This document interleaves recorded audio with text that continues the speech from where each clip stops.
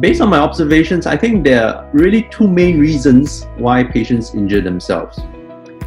First and foremost is often the lack of adequate warm-ups and cool-downs with stretches. And the second is inappropriate exercise, pace, duration, and intensity build-up. I feel that warm-ups and cool-downs are often underemphasized and frequently overlooked or even completely ignored. Now, a warm-up isn't a 1 or 2 minute basic twist and turn stretch. It's a lot more involved.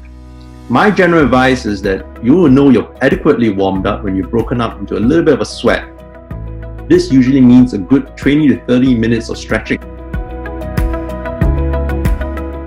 Now, with the hips, the muscle to stretch is known as our iliotibial band. In short, we call it the IT band. Now, a tight IT band can give rise to hip pain, typically on the side, and it's also known as a runner's hip. Now, the aim in all these stretching methods is to make sure that you pull out the muscle fibers in the direction of the muscle contraction. So, for example, since we're on the hip, for the IT band, we're looking at crossing over one's legs to achieve that stretch. The runner's knee, the patient complains of pain in front of his knee, typically behind his or her kneecap. And this is made worse by running up and down inclines, hills, or even just stair climbing. Now, often this is due to a poorly coordinated muscle tone and muscle contractions around the knee.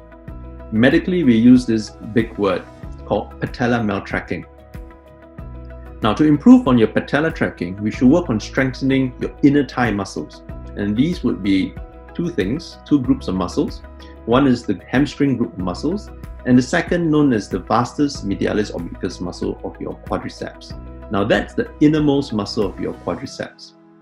A simple way to do this is to get hold of a Swiss or a gym ball and maintain it with a firm squeeze between our thighs and hold it in position. Hamstring stretches. Well, most of us would be familiar with this. Yeah? The ultimate hamstring stretch is of course a complete split. That's quite unnecessary. In fact, achieving a complete split sometimes can injure you more. And not all of us can do it. I can't do it. So don't lose heart. But hamstring stretches are very important. Again, from slides, you'll notice there are many ways to do it. Find one that you're comfortable with. Knee extensor mechanism stretches, again, we have many ways of doing it. You can do this standing up. You can do this lying down on your side or on your tummy. The key point to remember is that you need to hold the stretch.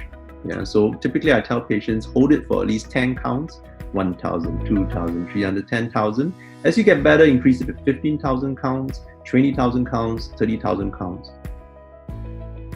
Calf stretches are a must before any jog or run. Now, please do note the correct technique is critical for a proper stretch. So let's look at two photos which I put up. So on the photo on the left, you notice that the lady's feet are kept parallel. Left foot, right foot kept parallel. Her right knee is fully straightened out. Her right foot is also completely flat against the ground. Now that's very important. And she's leaning forward into the wall without twisting her pelvis or her upper body. Now everything that I mentioned there are common problems in the posture of a stretch that I see. If you're not comfortable doing it standing up because you find there are a lot of elements that you need to keep right, you can do it sitting down. So the picture on the right shows the lady sitting down. But again, let me bring you on to a few important points. First, she's sitting completely upright.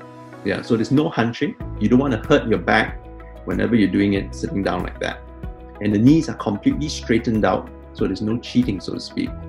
So these are the correct postures that we hope you can achieve.